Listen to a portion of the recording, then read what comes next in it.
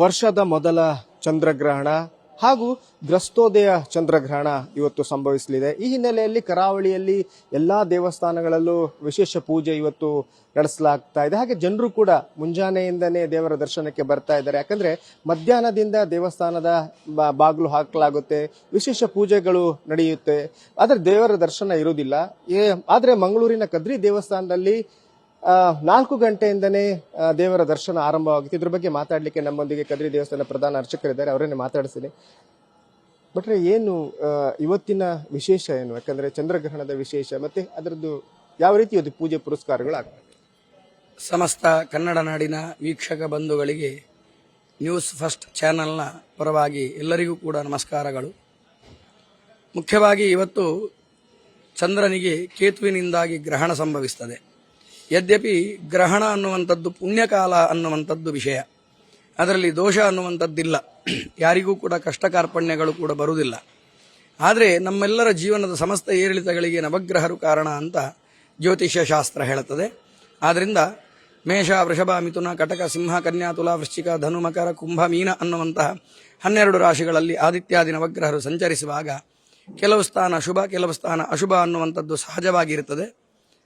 ಆದ್ರಿಂದ ಎಲ್ಲದಕ್ಕೂ ಕೂಡ ನವಗ್ರಹರ ಚಲನೆ ಕಾರಣ. ಆದ್ರಿಂದ ಗ್ರಹಣ ಅನ್ನುವಂಥದ್ದು ಸೂರ್ಯ, ಚಂದ್ರ, ಭೂಮಿ ಈ 3 ಗ್ರಹಗಳಿಗೆ ಸಂಬಂಧಪಟ್ಟದ್ದು. ಇದರ ಚಲನೆಯಿಂದ ಆಗುವಂತಹ ವ್ಯತ್ಯಾಸವನ್ನೇ ನಾವು ಗ್ರಹಣ ಅಂತ ಹೇಳುತ್ತೇವೆ. ಆದ್ರಿಂದ ಇವತ್ತು ಸಾಧಾರಣವಾಗಿ ಮಧ್ಯಾಹ್ನದ ನಂತರ 3:19ಕ್ಕೆ ಪ್ರಾರಂಭ ಆಗಿ ಮುಸ್ಸಂಜೆ 6:48ರವರೆಗೆ ಚಂದ್ರನಿಗೆ ಕೇತುವಿನಿಂದಾಗಿ ಗ್ರಹಣ ಸಂಭವಿಸುತ್ತದೆ. ಹುಬ್ಬಾ ನಕ್ಷತ್ರ ಸಿಂಹರಾಶಿಯಲ್ಲಿ ಗ್ರಹಣ ಆಗುವುದರಿಂದ ಸಿಂಹರಾಶಿಯವರಿಗೂ, ಅದೇ ರೀತಿಯಾಗಿ ಕನ್ಯಾ ರಾಶಿಯವರಿಗೂ, ಮೀನ, ಮೇಷ ಹೀಗೆ ಬೇರೆ ಬೇರೆ ರಾಶಿಯವರಿಗೆ ಸ್ವಲ್ಪ ಅರಿಷ್ಟ ಅಂತ ಕಾಣುತ್ತದೆ. ಅಂದರೆ ಆ ವ್ಯತ್ಯಾಸಗಳು ಮಾನವನಿಗೆ ನೇರವಾಗಿ ಸಂಬಂಧ ಇರುವುದರಿಂದ ಜೀವನದಲ್ಲಿ ಸ್ವಲ್ಪ ವ್ಯತಿರಿಕ್ತ ಘಟನೆಗಳು ಕೂಡ ಆಗಬಹುದು.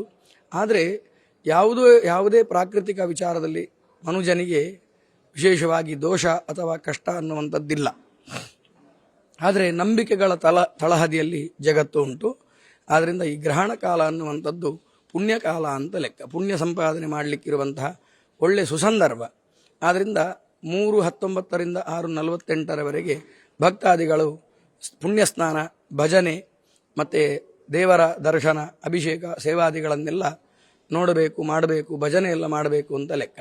ಗ್ರಹಣ ಮೋಕ್ಷದ ನಂತರ ಪುನಃ ಸ್ನಾನ ಮಾಡಿ ಕ್ಷೇತ್ರದಲ್ಲಿ ಸೇವೆ ಎಲ್ಲ ಯಥಾಸ್ಥಿತಿ ಆಗ್ತದೆ. ಈ ದಿವಸ ಕೂಡ ಹಾಗೆ ಬೆಳಿಗ್ಗೆ 5 ಗಂಟೆಗೆ ನಮ್ಮ ದೇವರ ದರ್ಶನ ಎಲ್ಲ ಪ್ರಾರಂಭ ಆಗಿ ಹುಣ್ಣಿಮೆ ಆದ್ರಿಂದ ಸತ್ಯನಾರಾಯಣ ಪೂಜೆಗಳೆಲ್ಲ ಮುಗೀತು. ಈಗ ಇನ್ನೂ ಸತ್ಯನಾರಾಯಣ ಪೂಜೆ ಇವತ್ತಿಲ್ಲ, ಮತ್ತೆ ಯಾವ ಸೇವೆಯೂ ಕೂಡ ಇನ್ನೂ ನಡೆಯುವುದಿಲ್ಲ.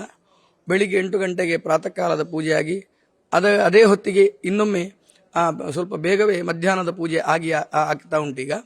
ಆದ್ರಿಂದ 12 ಗಂಟೆಯೊಳಗೆ ಎಲ್ಲವನ್ನೂ ಕೂಡ ಮುಗಿಸಿ ದೇವಸ್ಥಾನ ಕ್ಲೋಸ್ ಮಾಡುವಂಥದ್ದು, ಬಂದಾಗುವಂಥದ್ದು.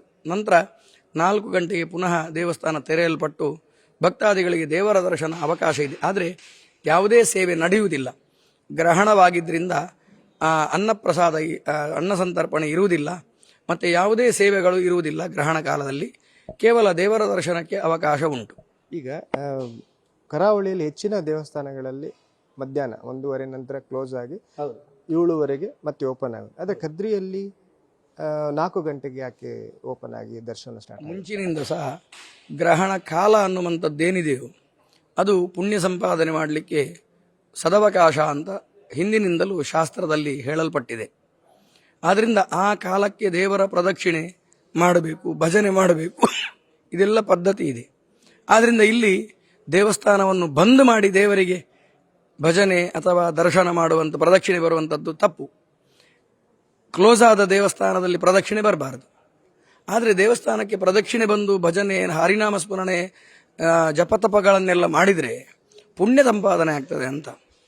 ಆದರೆ ಯಾವುದೇ ಸಂದರ್ಭದಲ್ಲಿ ನಾವು ಹೇಗೆ ಆಹಾರವನ್ನು ನಿಷಿದ್ಧ ಮಾಡಿದ್ದೆವು, ಸೇವೆಗಳೆಲ್ಲ ಇಲ್ಲ. ಆದರೆ ಕೇವಲ ದೇವರ ದರ್ಶನ ಮತ್ತು ಅಭಿಷೇಕಾದಿಗಳು, ಅಭಿಷೇಕ ಅನ್ನುವಂಥದ್ದು ಮಾತ್ರ ಇದೆ. ಯಾವುದೇ ನೈವೇದ್ಯ ಸಮರ್ಪಣೆಗಳೆಲ್ಲ ಗ್ರಹಣ ಕಾಲದಲ್ಲಿ ಇಲ್ಲ. ಹಾಗಾದ್ರೆ ಈಗ ಈ ಗ್ರಹಣ ಕಾಲದಲ್ಲಿ ಕರಾವಳಿಯಲ್ಲಿ ಜನರು ಯಾವ ರೀತಿ ಅದನ್ನ ಇದು ಮಾಡಬೇಕು, ಏನೆಲ್ಲ ಫಾಲೋ ಮಾಡಬೇಕು? ಈಗ ಚಂದ್ರನಿಗೆ ಕೇತುವಿನಿಂದಾಗಿ ಗ್ರಹಣ ಆಗಿದ್ದರಿಂದ ಭಕ್ತಿಯಿಂದ ಆ ಪುಣ್ಯ ಸಂಪಾದನೆಯನ್ನು ನಾವು ಸದವಕಾಶ ಮಾಡಿ ಗಳಿಸಿಕೊಳ್ಳಬೇಕು. ಋಷಿಮುನಿಗಳೆಲ್ಲ ಈ ಗ್ರಹಣಕ್ಕೆ ಕಾಯ್ತಾ ಇದ್ರಂತೆ ಮುಂಚೆ ಕಾಲದಲ್ಲಿ, ಯಾವಾಗ ಗ್ರಹಣ ಬರ್ತದೆ ಅಂತ ಹೇಳಿ. ಅಂದರೆ 1ಕ್ಕೆ 10ರಷ್ಟು ಪುಣ್ಯ ಫಲ ಇದೆ ಅನ್ನುವಂತಹ ವಿಷಯ. ಗ್ರಹಣ ಕಾಲದಲ್ಲಿ ಆಧ್ಯಾತ್ಮ ಚಿಂತನೆಯನ್ನು ತೊಡಗಿಕೊಂಡು ಎಲ್ಲರೂ ಕೂಡ ಪುಣ್ಯವನ್ನು ಸಂಪಾದನೆ ಮಾಡಿದರೆ ಆ ಪುಣ್ಯ ಸದಾಕಾಲ ನಮ್ಮೊಂದಿಗಿದ್ದುಕೊಂಡು ಆಪತ್ಕಾಲಕ್ಕೆ ನಮಗೆ ಅದು ರಕ್ಷಣೆ ಸಿಗ್ತದೆ. ನಾವು ನಮ್ಮ ದೈನಂದಿನ ಜೀವನದಲ್ಲಿ ಸಂಪಾದನೆ ಮಾಡಿದಂತಹ ಹಣವನ್ನು ಅಥವಾ ಸ್ಯಾಲ್ರಿ ವೇತನವನ್ನೆಲ್ಲ ಸ್ವಲ್ಪ ನಮ್ಮ ಸಂಸಾರಕ್ಕೆ ಇಟ್ಟು ಮತ್ತೆ ಸ್ವಲ್ಪ ಭಾಗವನ್ನಾದರೂ ನಾವು ಬ್ಯಾಂಕಲ್ಲಿ ಹಾಕಿ ಉಳಿತಾಯ ಖಾತೆಯಲ್ಲಿ ಹಾಕಿ ಸ್ವಲ್ಪ ಉಳಿತಾಯ ಅಂತ ಮಾಡ್ತೇವೆ. ಯಾಕೆ? ಆ ಹಣ ಆಪತ್ಕಾಲಕ್ಕೆ ನಮಗೆ ರಕ್ಷಾಸ್ಥಾನದಲ್ಲಿ ಇರಲಿ ಅಂತ. ಅದೇ ರೀತಿಯಲ್ಲಿ ಪಾರಮಾರ್ಥಿಕವಾಗಿ ಹೇಳ್ತಾರೆ, ನಮ್ಮ ಸುಖ ದುಃಖಗಳಿಗೆ ಪ್ರಾರಬ್ಧ ಕರ್ಮ ಕಾರಣ. ಅಂದರೆ ಪ್ರಾರಬ್ಧ ಅಂತ ಹೇಳಿದ್ರೆ ಪಾಪ ಮತ್ತು ಪುಣ್ಯಗಳು. ಪುಣ್ಯ ಜಾಸ್ತಿ ಇದ್ರೆ ಸುಖ ಜಾಸ್ತಿ, ಪಾಪ ಸ್ವಲ್ಪ ಜಾಸ್ತಿ ಇದ್ರೆ ಸ್ವಲ್ಪ ಅನುಭವಿಸಲಿಕ್ಕೆ ಸಿಗ್ತದೆ. ಹಾಗಾದರೆ ನಮ್ಮ ಖಾತೆಯಲ್ಲಿ ಎಷ್ಟು ಪುಣ್ಯವನ್ನು ಸಂಗ್ರಹ ಮಾಡಲಿಕ್ಕೆ ಸಾಧ್ಯ ಉಂಟು ಅಷ್ಟನ್ನು ಮಾಡಬೇಕು ಅಂತ ಹೇಳ್ತಾರೆ. ಈಗ ನೋಡಿ, ಕೆಲವು ಮಕ್ಕಳಿಗೆ ತುಂಬ ಸುಖ ಬರುವುದು ಹೇಗೆ ಅಂತ ಹೇಳಿದ್ರೆ ಪುಣ್ಯದಿಂದ. ಹಿರಿಯರ ಹತ್ರ ಕೇಳಿ, ನೀವು ಯಾಕೆ ಹೀಗೆ ಸುಖಿಗಳಾಗಿದ್ದಾರೆ ಅಂತ ಹೇಳಿದರೆ ಇಲ್ಲಿಯ ಮಾತು, ಏನೋ ನಮ್ಮ ಹಿರಿಯರು ಮಾಡಿದ ಪುಣ್ಯದಿಂದ ಒಳ್ಳೆ ಕೆಲಸದಿಂದ ನಾನು ಇಷ್ಟರಲ್ಲಿದ್ದೇನೆ ಅಂತ ಹೇಳ್ತಾರೆ. ಹಾಗಾದರೆ ಎಲ್ಲ ಪ್ರಾಸ್ಪರ್, ಎಲ್ಲ ಒಳಿತಿಗೂ ಕೂಡ ನಮ್ಮಲ್ಲಿ ಸಂಗ್ರಹವಾದಂಥ ಅಥವಾ ನಾವು ಸಂಗ್ರಹಣೆ ಮಾಡಿದಂತಹ ಪುಣ್ಯವೇ ಕಾರಣ. ಹಾಗಾದರೆ ಈ ಗ್ರಹಣ ಕಾಲ ಅಂತ ಹೇಳಿದರೆ ಪುಣ್ಯಕಾಲ ಅಂತ ಲೆಕ್ಕ. ನಮಗೆ 12 ತಿಂಗಳಿಗೆ 13 ತಿಂಗಳ ಸಂಬಳ ಸಿಗ್ತದೆ. ಹಾಗಾದರೆ 1 ತಿಂಗಳ ಜಾಸ್ತಿ ಸಂಬಳ ಯಾಕೆ ಅಂತ ಹೇಳಿದರೆ ಬೋನಸ್, ದೀಪಾವಳಿಗೆ ಬೋನಸ್ ಸಿಗ್ತದೆ ಅಂತ ಲೆಕ್ಕ. ಆದ್ದರಿಂದ ವಿಶೇಷವಾಗಿ ಪುಣ್ಯ ಸಂಪಾದನೆಗೂ ಕೂಡ ಗ್ರಹಣ ಕಾಲ ಅನ್ನುವಂಥದ್ದು ಪುಣ್ಯ ಸಂಪಾದನೆಗೆ ಇರುವಂಥ ಬೋನಸ್ ಅಂತ ನಾವು ಹೇಳಬಹುದು. ಆ ಸಂದರ್ಭದಲ್ಲಿ ಏನೊಂದು ನಾವು ದೇವರಿಗೆ ಭಜನೆ, ಕೀರ್ತನೆ, ದೇವರ ದರ್ಶನ ಎಲ್ಲ ಮಾಡಿದಾಗ ಆ ಪುಣ್ಯ ಇಮ್ಮಡಿಯಾಗಿ ನಮ್ಮ ಖಾತೆಗೆ ಸಂಗ್ರಹ ಆಗ್ತದೆ. ಎಲ್ಲವೂ ಕೂಡ ನಂಬಿಕೆಯ ತಳಹದಿಯಲ್ಲಿ ಇರುವಂಥದ್ದು. ವಿಶ್ವಾಸೋ ಫಲದಾಯಕ, ನಮಗೆ ಫಲ ಕೊಡುವಂಥದ್ದು ನಮ್ಮ ನಂಬಿಕೆ. ಶ್ರೀ ಕ್ಷೇತ್ರ ಕದ್ರಿ ದೇವಸ್ಥಾನದಲ್ಲಿ ಮೋಕ್ಷ ಕಾಲದ ಬಳಿಕ ಏನೆಲ್ಲ ಕಾರ್ಯಗಳು ಇಲ್ಲಿ ನಡೆಯುತ್ತೆ? ಒಳ್ಳೆ ಪ್ರಶ್ನೆ. 6:48ಕ್ಕೆ ಗ್ರಹಣ ಮೋಕ್ಷ ಆಗ್ತದೆ.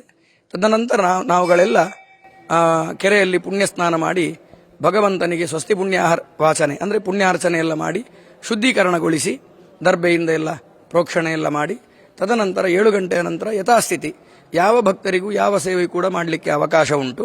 ರುದ್ರಾಭಿಷೇಕ, ಹೂವಿನ ಪೂಜೆ ಎಲ್ಲ ನಮ್ಮ ಶುದ್ಧೀಕರಣ ಪ್ರಕ್ರಿಯೆ ಆದಮೇಲೆ ಎಲ್ಲ ಭಕ್ತರಿಗೆ ಸೇವೆ ಮಾಡಲಿಕ್ಕೆ ಮುಕ್ತ ಅವಕಾಶ ಉಂಟು. ಈ ಒಳ್ಳೊಳ್ಳೆ ವಿಚಾರಗಳನ್ನು ಮಾಧ್ಯಮದಲ್ಲಿ ಬಿತ್ತರಿಸುವಂಥದ್ದು ಯಾಕೆ ಅಂತ ಹೇಳಿದ್ರೆ, ಈ ಒಳ್ಳೊಳ್ಳೆ ಸಂಗತಿಗಳು ಸಾವಿರಾರು ಜನಕ್ಕೆ ಕನ್ನಡ ಆ ಒಂದು ಮಾಧ್ಯಮದ ಮುಖಾಂತರವಾಗಿ ಕರ್ನಾಟಕ ರಾಜ್ಯದ ಅಥವಾ ದೇಶ ವಿದೇಶಗಳ ಎಲ್ಲ ಆಸ್ತಿಕ ಬಾಂಧವರಿಗೆ ಇದನ್ನು ಮುಟ್ಟಿಸಬೇಕು ಅನ್ನುವಂಥ ಒಳ್ಳೆ ಸದುದ್ದೇಶದಿಂದ ನ್ಯೂಸ್ ಫಸ್ಟ್ ಚಾನಲ್ ಯಾವಾಗಲೂ ಅದರಲ್ಲಿ ಒಂದು ಹೆಜ್ಜೆ ಮುಂದಾಗಿ ಪರಿಶ್ರಮ ಮಾಡ್ತಾ ಇದೆ. ಜಾತ್ರಾದಿಗಳೆಲ್ಲ ಎಲ್ಲವನ್ನು ಕೂಡ ಬಿತ್ತರಿಸಿದ್ದಾರೆ. ನಮ್ಮ ಮಾಧ್ಯಮ ಮಿತ್ರರು ಕಿರಣ್ ಸರ್ ನಮ್ಮ ಒಳ್ಳೆ ಮಿತ್ರರು ಕೂಡ. ಆದ್ದರಿಂದ ಎಲ್ಲ ರೀತಿಯಾದಂಥ ಮಾಧ್ಯಮ ಬಂಧುಗಳಿಗೆ, ಟೆಕ್ನಿಷಿಯನ್ ಅವರಿಗೆ, ಈ ನ್ಯೂಸ್ ಫಸ್ಟ್ ಚಾನಲ್ನ ಆಡಳಿತ ವರ್ಗ, ನೌಕರ ವರ್ಗ, ಸಿಬ್ಬಂದಿ ವರ್ಗ ಎಲ್ಲರಿಗೂ ಕೂಡ ಮಂಜುನಾಥ ದೇವರ ಪುಣ್ಯಪ್ರಸಾದ ಲಭ್ಯ ಆಗಲಿ. ಮಾಧ್ಯಮ ಮಿತ್ರರಿಗೂ ಕೂಡ ಧನ್ಯವಾದವನ್ನು ಹೇಳ್ತಾ ಹೀಗೆ ನಿಮ್ಮ ಬಾಂಧವ್ಯ ಇರಲಿ ಅಂತ ನಾನು ಗ್ರಹಣ ಕಾಲದಲ್ಲಿ ಅಪೇಕ್ಷೆ ಮಾಡ್ತೇನೆ. ಧನ್ಯವಾದ. ಇದಿಷ್ಟು ಕದ್ರಿ ದೇವಸ್ಥಾನದ ಪ್ರಧಾನ ಅರ್ಚಕರ ಮಾತು. ಕ್ಯಾಮರಾಮನ್ ಪ್ರಶಾಂತ್ ಅವರೊಂದಿಗೆ ಕಿರಣ್ ನ್ಯೂಸ್ ಫಸ್ಟ್, ಮಂಗಳೂರು.